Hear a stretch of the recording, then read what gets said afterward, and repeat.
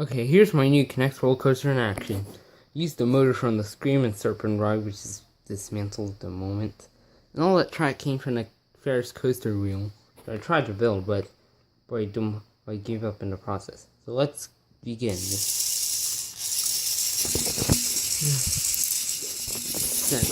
And that coaster car comes from the All-American coaster. Now here we go.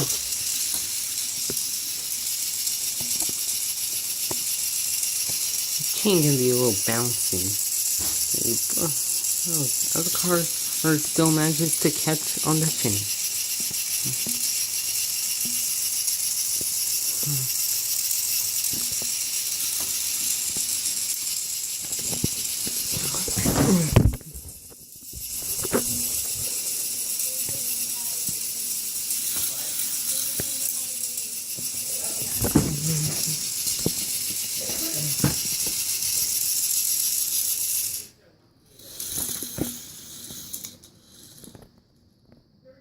Well, this is the end.